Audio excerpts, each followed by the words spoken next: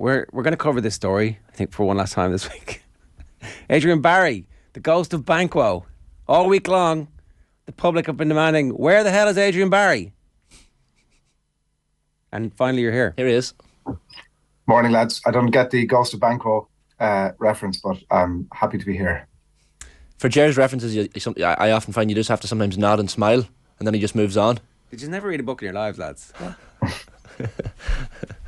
Nodding and smiling, Shane. There you go. Exactly, yeah. The smiling dogs. So, Nathan, as one of the only representatives... Sorry, Adrian. It's written in front of here. 7:32 a.m. on this Thursday morning. Oh my God, we're going to hit refresh. Yeah. How's the mood in your WhatsApp groups, Adrian? What are you asking me about? United Forest, obviously. United fans. Yeah. Look, obviously anybody who's watched on a regular basis knows I'm a member of Kilmacud, and I would have loved to have been on before now, George, but for various reasons, mainly to do with my own sickness, I haven't been able to. I'm obviously not speaking on behalf of the club either, so don't ask me to speak on behalf of the club. Obviously I'm not doing that. I am a paying member and very happy to be a paying member, and in the sense that, off Broadway, let's call it as we are at the minute, I have a good idea of the qualities of the club, and that doesn't change regardless of the fact that Darren Mullen said on the pitch when he should have come off on Sunday afternoon, and so and look, we can get into that. What's the mood? I think people are look, the WhatsApp groups are busy, obviously, and people are on to me given the nature of the conversations we've been having on air, and people are devastated is one word that's been used, and I do think that there's been a bit of a vilification at Crokes, and not on one channel alone, but on various channels. And it's all right. Ron O'Dwyer called us out specifically. You can do the same if you want. No. Look, that's as it is. Ryan O'Dwyer doesn't have to see you 5 days a week for 8 hours. So, I'll be more polite about it. But I doesn't take into account. By the way, I should say nobody is.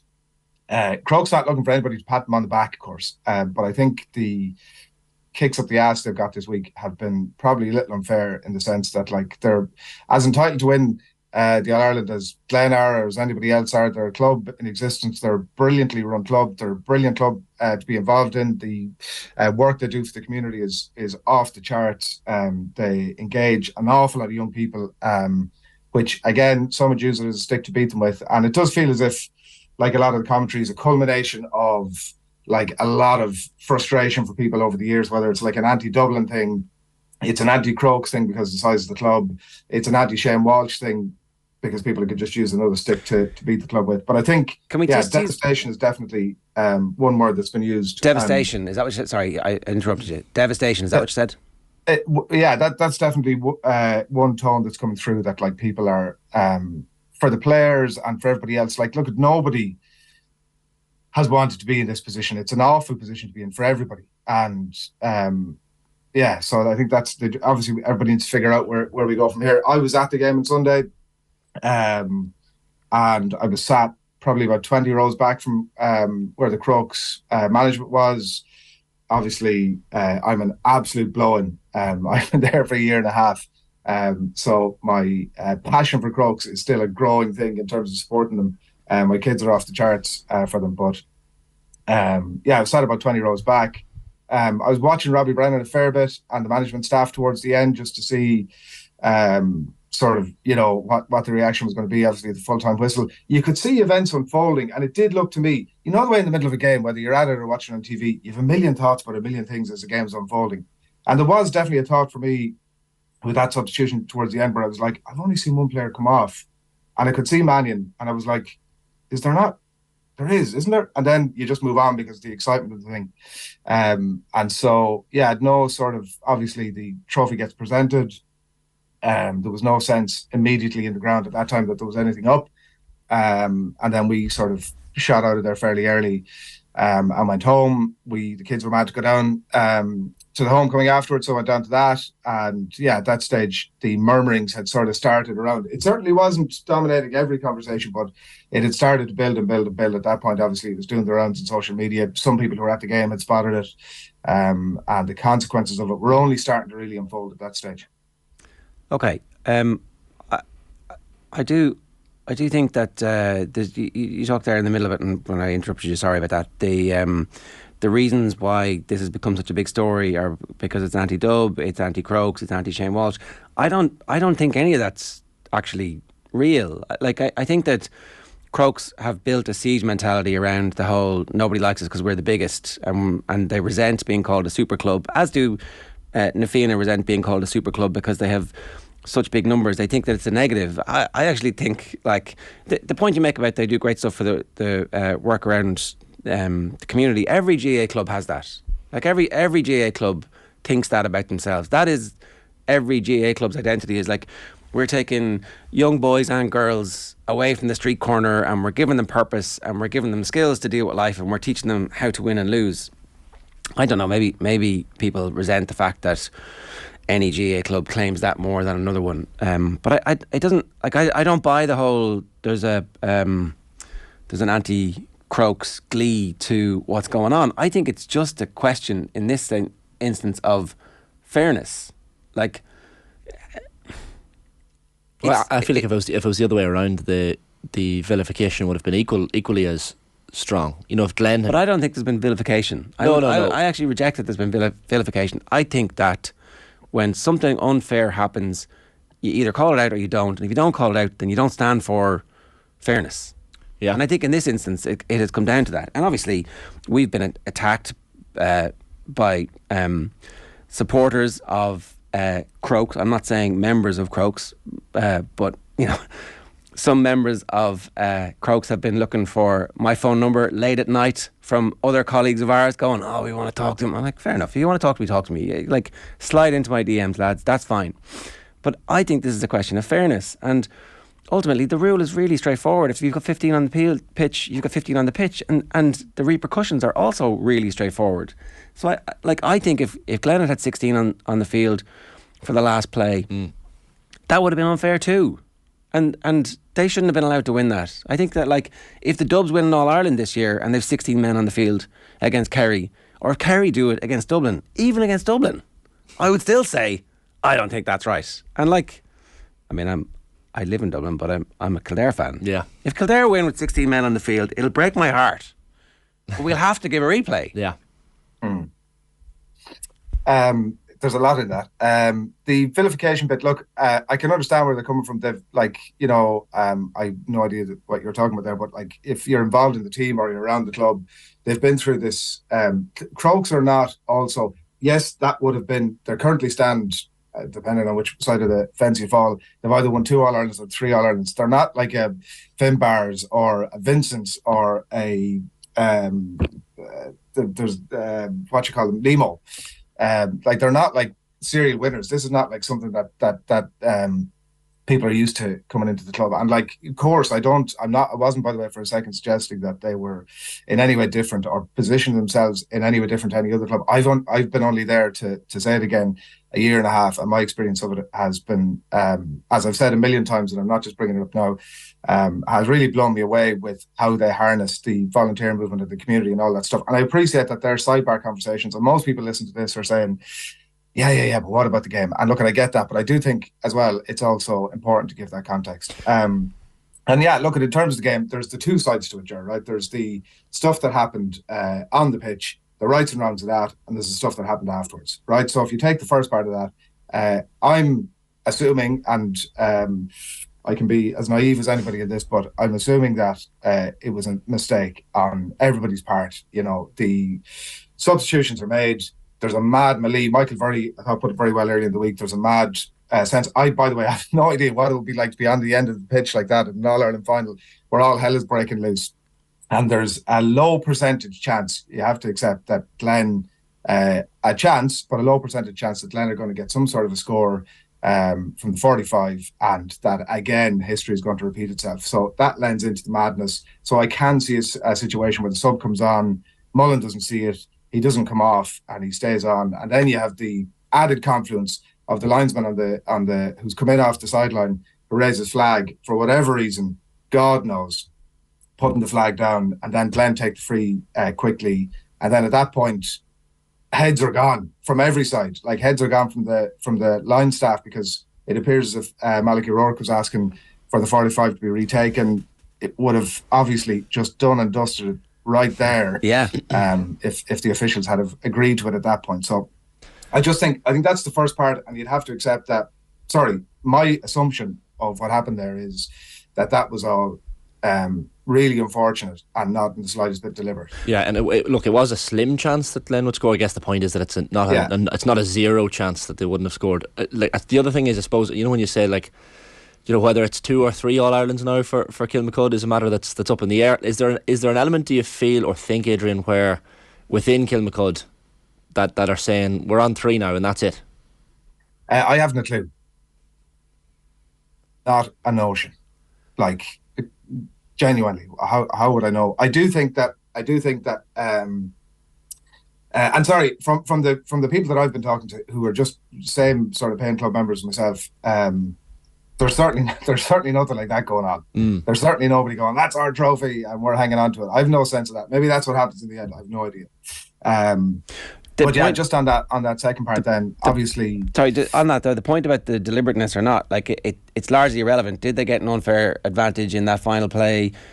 Yes or no. And if it's yes, you go ahead, and if it's no, like, then the rule wasn't broken, and that's my point. Like, exactly. There's semantics around it. There's obviously there's been a lightning rod, the use of the word cheating. I feel like, and we had this conversation with Nathan yesterday, so I don't want to rehash the whole thing. In my opinion, if you get an unfair advantage, that's the very definition for me of cheating in any sport, in any instance, right?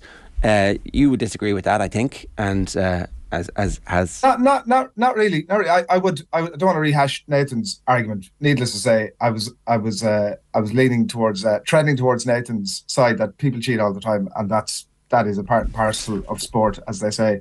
But yeah, the deliberateness of it, I know you say it's semantics. I think it's kind of important enough, because it does, like, speak to the spirit of something. Like, they weren't out to try and shaft somebody. You know what I mean? Like, if Glen had gone ahead and somehow got a goal out of that, and like I say, I don't want to overstate it, because I don't know. It's a low percentage play. It wasn't like somebody grabbed the ball and dived over the line and like absolutely cheated to score a goal to win the game. And what are you talking about, Nate? Like, Jesus Christ. You know what I'm saying? We do. So I'm just saying it's a in my view, and totally uneducated outside of, like, been a very interested and regular observer. I'd have no experience on the pitch. It looked to be low enough percentage, but Shinné, like, that's it, exactly as you say. Shouldn't have been 16 players on the pitch. The 17th thing is a total misnomer. It's a technical breach, and we would not be having this conversation today. It'd have been, in terms of the spirit of stuff, it had been incredibly bad form on anybody's part to have been tried to force a replay based on that. So I think that's not even a discussion point, to be honest. But yeah, so the second part then is, like, everybody gets their time to sit back and, like, I would say calmly, but I'm sure that everybody's out celebrating or commiserating or whatever. But everybody gets to calmly sit back and say, what are we going to do from here? And Glen took their, 3.5 days, whatever it was, to make up their mind and push it back to Croke Park. And then suddenly, Crokes have to take their own time to think about that. And I think that's fair enough. Like, the game was never going to happen this weekend anyway. So just take the time, think about what's right for everybody. I'm hoping personally that they agree to a replay and that we can all move on with life. And I said to you in the channel earlier in the week, my 2 kids are over the moon about the prospect of a return trip to wherever it might be, and the excitement and the flags and the sweets, particularly, that would follow. I don't know that that's everybody's. My kids are probably too young to have been to use that word, devastated by it, but I'm sure there's other households where kids are sort of feeling the heat over it. But that's it. Like, it's a good chance to sit down, talk with your kids about why all this comes about. And it is, isn't it? It is. I think that's a key point in this, right? And it's interesting that you've got to that point where you think the replay is the right thing to do. We asked Nicky Brennan yesterday, former president of the GA, morally, what's the right thing to do? And he was like, replay. like straight out. And no one's trying to screw Crokes here. That's the thing. Like, no one is trying to screw them. This is really. But I don't think that they're. I don't think. I've no sense of. I know there was. You had a bit of a story yesterday that I can't remember who had written it. That there was some sort of a sense that they weren't going to replay. I have no sense. Declan Bogue on the back of the. I don't know which paper carried it yesterday, was saying that there's definitely a mood in Crokes. You know. Like that has grown to a point of like, well, you know, they can, like, there's definitely there's WhatsApps going around that are purported to be from the inside the group going, they can take the cup up the road if that's what they want. Best of luck to them, you know. But we won the game on the field, and like heat of the moment stuff too, though, isn't it? Exactly. And I'm going to show. I hope up to this point I haven't shown too much bias, but I will show a little bit of leaning towards them here and say, like, it's a bunch of lads who, as I said, I was down at the homecoming. The sense of occasion and like you know where I'm from, Ger, right? And not Mullingar, the other one, and the county I come from. We don't see too much success. So it was unbelievable just to see how all this thing unfolds when it eventually happens. And like, it's the same for. They're regular people, member of, as you said earlier on, a regular club. They're from Dublin. They're from Still Oregon, they're from Donegal, they're from Westmeath, they're from Galway. I'm down there every Saturday morning. There are people from all over the country doing unbelievable work, and they're the type of people who are down there on Sunday. And you just look at the team; they're delighted with it. They're generally, geez, I remember the first time I saw them last year when they came back from the Leinster, and I saw them up close. I was thinking, geez, here's the under-21s. The senior team must be coming through fairly soon. They're like a bunch of very young fellas, and I'm sure they're been out enjoying themselves. And as I said, as much as, like, I'm sure some of the club members are devastated, I'm certain that the players are too. Like, that, you know, consider that final whistle went, the vast majority of players on the pitch haven't a clue about a 16th player. I'm certain of it, including probably the player involved himself. I actually know he'd come off at that point, so he was probably aware of it. But the vast majority of players have no idea that's going on. They're celebrating, they're picking up the trophy, so they've been through all that range of emotions. I'm sure at some point after that, somebody somewhere starts to mention it, and then it starts to trickle down, and then suddenly you're in a slightly different thought process. But you have to consider that there's a lot of people involved in the team itself, apart from anything else, who, like, you know, had been working no harder than anybody else, but equally as hard as everybody else to try and get to that position, and you can only imagine the devastation that's involved. We'd welcome both up to Clonus if you just want to meet halfway somewhere. Maybe Breffni Park is probably a more realistic venue perhaps for a game if it's on neutral territory. Like, Ryan O'Dwyer was, and look, you mentioned it, he called us out by name, and he's entirely within his rights to do that the other day in the show, and he disagreed with what he had said in the morning, and again, he's entitled to that. But like, he even said himself, like, he disagreed with the term cheating, but then he went on to say, well, I guess by definition it's cheating, but, you know, so that's why it's so flaky. You know, it's entirely down to your own perception of what cheating is. You know, I certainly, for one, am not going to assume that any of it was premeditated. So, and that's, as you say, Adrian, there's probably levels to cheating. It's not like an Henri situation where someone has dived. No one's saying this is US Postal, right? Yeah, exactly. Very good comparison. One that cropped into my head. Yeah, a long rainbow here, right? It's very low down on the level of but at the same time, I think that's a sideshow, and I think that it's a handy enough sideshow for everybody involved to go, oh, we've been accused of something that we don't feel like we did, and that's the important thing here, and everybody's out to get us, and that bunker seat mentality is like, oh, it's anti-Shane Walsh, it's anti-Crokes, it's anti-Dubs, and that's the tone of a lot of the comments. It's like, oh, you wouldn't be saying this if it wasn't a Dublin team. Like, it's because I live in Dublin. I live in Dublin for longer than I have anywhere else. But if the Antrim hurlers or the Kildare footballers, who are the two teams that I really support, if they won in these circumstances, I'd be like, we can't take it. You wouldn't want to win. Exactly. No, it's like, but that's not our culture in GA. It is, you do whatever it is you have to do to get.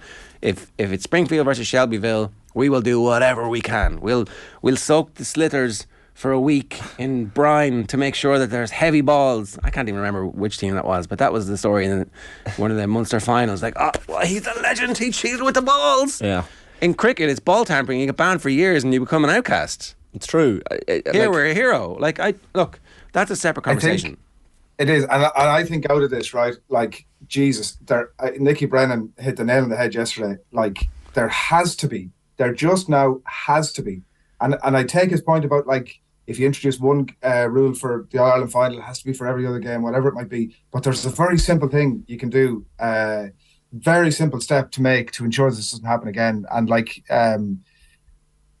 you're definitely looking at the officials going, this could have very easily been avoided. There's a very easy step to put in, like a soccer style, you come off, you go on. And I just don't, that needs to happen now. Like, we cannot be back here again. So, bumped into a friend over the last few days who has knowledge of the workings of Central Council.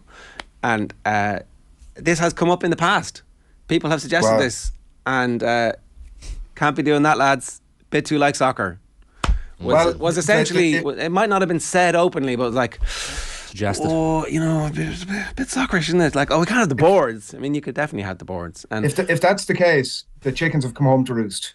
Like, whoever it is that's saying that. But sure, but they won't know they're the same chickens. There's nobody squirming. They're the pigeons of peace that have come home to roost. But there's nobody squirming more than the CCCC this week, and it's entirely down to their own fault if they haven't decided to adopt change in recent years on this. That would be Central Council as opposed to the CCCC. Central Council, sorry, yeah. Who would have had the opportunity, or anybody, in fairness, in any club could make this move to try and get the thing on Congress.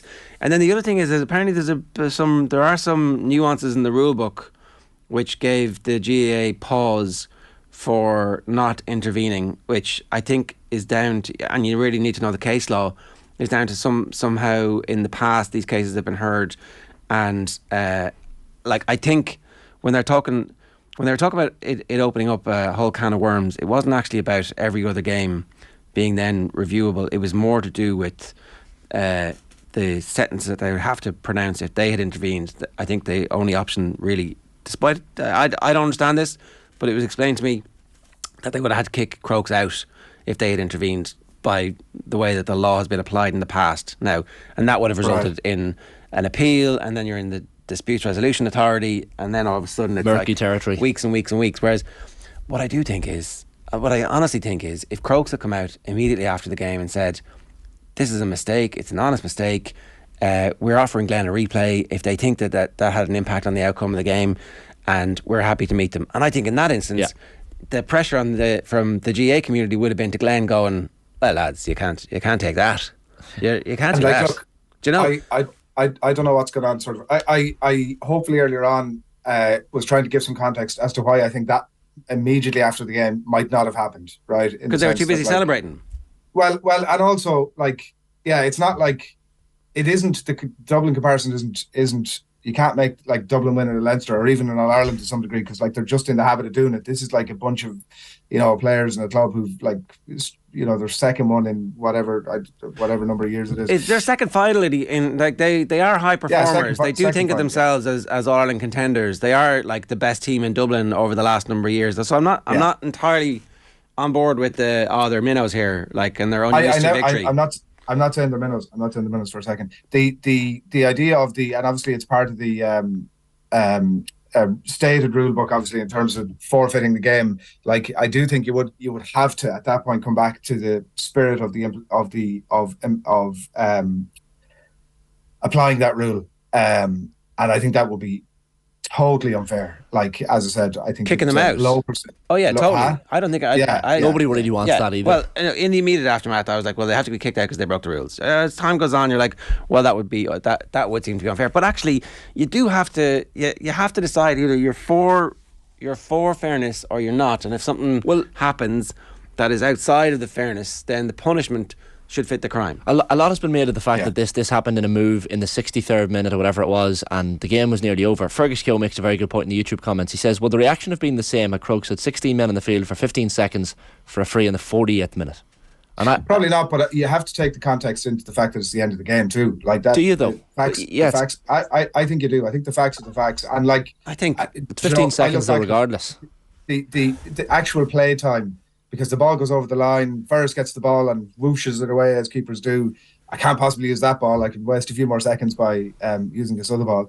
The actual in-play time, because the kick out is taken and then the ref blows it up. So the actual in-play time is literally the amount of time it takes Glen to take the 45 and then for it to go wide. It's about 7 or 8 seconds. So look, I'm not there is a chance the ball goes into the back of the net. Look, they're the Crokes talking points. They're the talking points. That's I'm not working off any. Okay, but they are the points that have been made immediately by Croke supporters on Twitter, and have been magnified and are on the side of like, well, sure, it didn't have any impact. Do you know? Like I'm offering a more nuanced view in that. Fair enough. I'm saying that it's a very short period of time. There is a very small possibility that within that 7 or 8 seconds. Yeah, but it doesn't matter.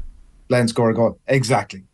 But I mean, we still bring it up to get it out there to make sure that the point is like in the ether. I think it's. Listen, if we're going to talk for half an hour, Jerry, we need to have something to talk about. And I must say that I am, personally, given that I'm a year and a half in the club and whatever else, as I said to you, like my blood doesn't quite bleed purple and gold just yet, and but I would love a chance for them to go at it again. I think it'd be a great game. I think there'd be so many talking points around it. I think as long as everybody's still fit and healthy, and Glass didn't play up to his standards, Walsh and Mannion didn't play up to their standards. They've now had 65 minutes and a load of drink too to go at it and see exactly how it pans out. Yeah, I'd hope. I think even if they were to play the weekend after next. If that was the way it was to go, I think at that point, hopefully all that would be out of their systems. I'm sure. Sorry, I don't know. Maybe at some point in the week, somebody said to them, "Here, listen, maybe take it off to put the handbrake on a little bit." But what an amazing replay it would be, and I'd love to go out somewhere provincially. Mullingar would be a great spot. Clonus for me, but yeah, a big game if it happens. Adrian, good stuff. Thanks very much. Thanks, lads. Cheers. It's our own Adrian Barry there giving us his thoughts.